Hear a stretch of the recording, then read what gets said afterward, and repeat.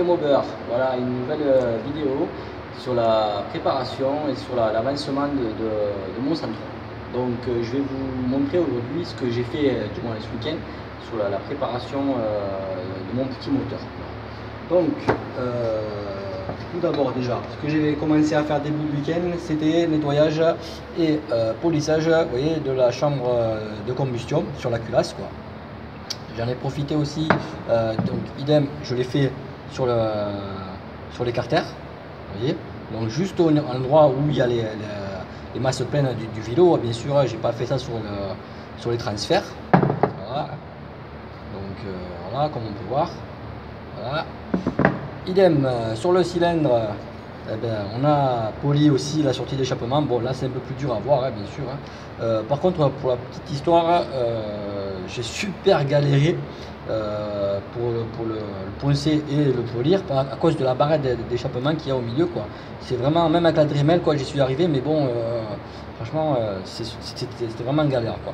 Donc voilà, ça j'ai fait ça. Du coup, j'en ai profité, j'ai réaligné les transferts sur le cylindre, vous voyez. Donc bon, même en ayant un bas moteur mal aussi, vous voyez, j'ai dû modifier un petit peu là, quoi, vous voyez, juste légèrement, quoi. En fait, vous allez me dire, ouais, tu aurais pu utiliser le joint en base du cylindre, du kit, hein, pour me servir pour modifier les carters. Ça aurait été bien, mais alors attendez, je vais vous montrer ça. Je sais pas si c'est ça là. Voilà, je me suis aperçu d'une chose, c'était que quand j'ai acheté la pochette de joint, vous voyez, comme on peut voir là, dessus, ça c'est les deux, vous voyez, ça c'est la pochette de joint, hein, que j'ai acheté pour le bas moteur, hein. En fait, j'avais acheté ça et voilà le kit en lui-même. Voilà, on sortir le joint en base. Je me suis aperçu d'un truc, c'était que, vous voyez, là c'est le joint en base du kit, hein, donc voilà. Et ça c'est le joint en base que j'ai acheté chez Malossi. Et en fait, regardez, si on les superpose, vous voyez, on se rend compte que c'est exactement les mêmes. Et le problème c'était que voilà, alors je vais prendre le joint en base du kit, vous voyez, on le place, voilà, comme on peut voir, il est plus ou moins, voilà, à peu près bon, quoi. Sauf que si on regarde ici, on voit qu'on n'y est pas du tout, hein. Vous voyez, et sur les arrières, les transferts non plus. Donc voilà, et ce qui fait que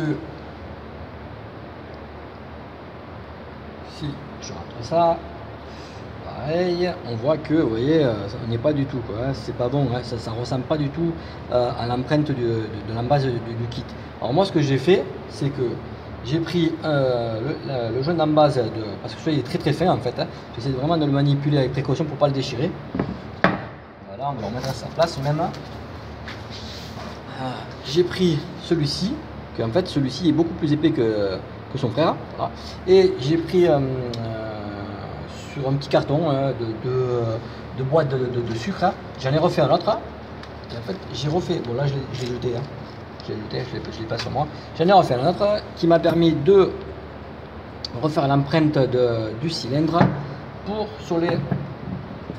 les carters. Et en fait, même en plaçant de visu, quoi, on voit que, par exemple, si je plante celui-ci, maintenant, alors c'est vrai que moi, l'œil je le vois, quoi, mais bon, là, peut-être que vous ne le verrez pas à la caméra. Là, on voit que c'est parfaitement aligné. Donc c'est pour ça que là, je vois que j'ai retravaillé un petit peu le transfert. Et de ce côté-là, je ne l'ai pas fait. Pourquoi? Parce que tout simplement, là, il n'y en avait pas besoin. En fait. Le carter, lui, il n'y avait pas besoin de le toucher. Par contre, ce que j'ai rectifié, c'était plutôt le transfert du cylindre, quoi. Vous voyez, pour vraiment, j'ai essayé de faire au maximum, mais c'était vraiment très, c'était un petit peu galère, quoi. Disons que les têtes les fraises pour le Dremel que j'ai moi, c'est du bas de gamme, quoi. Elles s'usaient à une vitesse pas possible, donc du coup je les ai laissé tomber. Voilà, je me suis dit bon, j'essaie vraiment de diminuer la petite bosse qui se crée quand on a aligné le carter avec le cylindre, quoi. Donc voilà. Sinon, qu'est-ce que j'ai fait? J'ai j'ai retravaillé la jupe à l'arrière, comme on peut voir, quoi, pour améliorer améliorer l'entrée des gaz dans le bas moteur. Voilà, alors regardez, je vais vous montrer ça. Donc au départ, la jupe à l'arrière, elle était alignée comme celle-ci, comme à la partie à l'avant. Et ce qui fait que quand on regardait de l'arrière, on voyait bien qu'il y avait de la matière qui gênait à l'entrée des gaz dans le bas moteur. Ce qui fait que j'ai tout supprimé, hein, j'ai supprimé et j'ai poncé ça aussi bien sûr. Hein, et à l'intérieur, bien sûr, j'ai bavuré l'intérieur de façon à ce que ça ne vienne pas rayer mon piston, bien sûr, quand je montrerai tout ça. Donc voilà quoi, là on peut voir que maintenant le mélange gazeux, quand il va entrer, il n'y aura rien qui va vraiment le gêner quoi. Ça va vraiment être dans le bon moteur. Et après quand il y aura le piston qui va descendre pour faire monter tout ça, vous voyez, moi j'ai poncé un petit peu le troisième transfert, c'est-à-dire le troisième transfert arrière, pour faciliter un peu plus, vous voyez, les gaz à rentrer dans ce transfert, est-ce que le balayage se fasse beaucoup mieux quoi. Donc voilà, ça c'est fait, l'écarter c'est fait aussi. Ce que j'ai fait aussi par la même occasion pour m'amuser, je me suis acheté ces deux brosses, vous voyez, brosse métal à poil souple et une autre brosse qui est en fait pour polir le bois, vous voyez.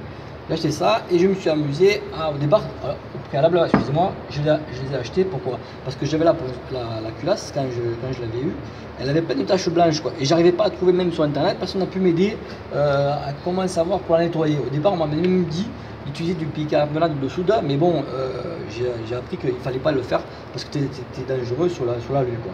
Donc j'ai laissé tomber et j'ai utilisé ces deux brosses. Donc d'abord j'ai utilisé celle-ci, montée sur une perceuse. Et pour finir, j'ai utilisé celle-là qui permettait vraiment de passer entre les ailettes quoi. Vous voyez, bon, il faut faire gaffe si vous le faites, faites gaffe parce qu'il y a eu des à-coups quoi. Donc voilà, là comme on peut voir, à la lumière, vous voyez, elle est beaucoup plus propre et il n'y a plus de taches dessus. J'ai même réussi à la faire vraiment, on va dire un petit peu la faire polir, hein, ce qui fait qu'elle a un aspect vraiment beaucoup plus joli pour moi. Elle a un aspect presque chrome, on va dire. Alors, du coup, ce que j'ai fait dans ma lancée, hein, j'en ai profité.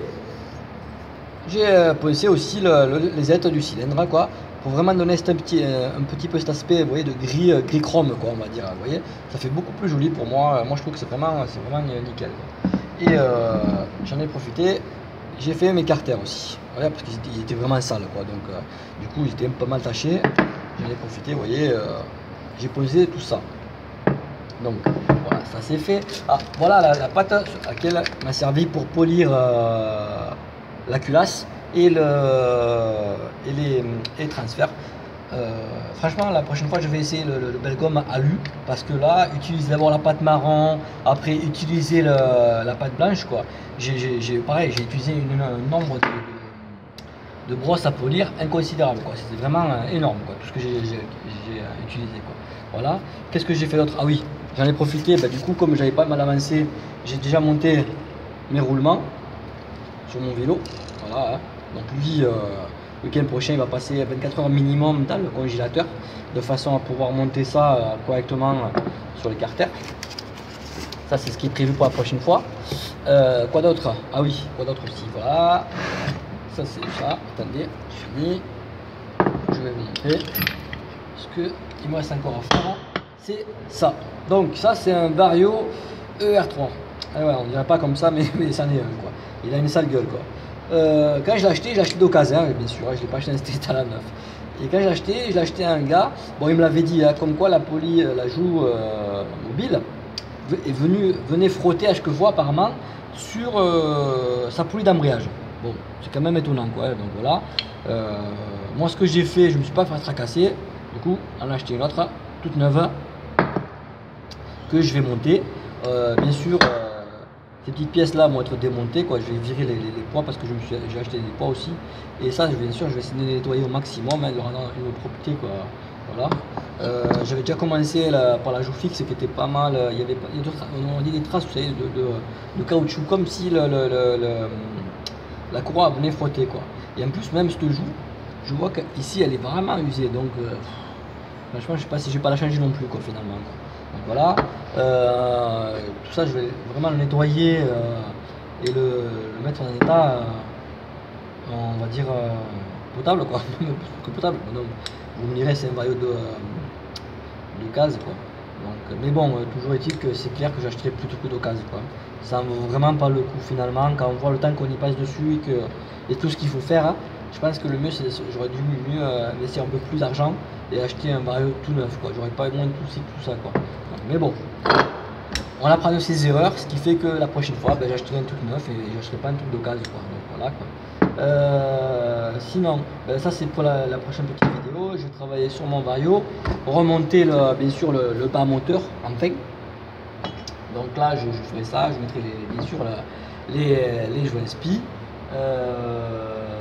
Qu'est-ce que je ferai d'autre, quoi? Bien sûr, monter le moteur complet, hein, avec le kit, avec tout ça. Donc voilà. Qu'est-ce que je dois faire d'autre encore? Ah oui, autre chose quand même. Je dois ce que je n'ai pas montré. Bon, c'est trop fort rien, hein, mais bon. J'ai poli aussi la tête du piston, hein, tant qu'on y est. Voilà.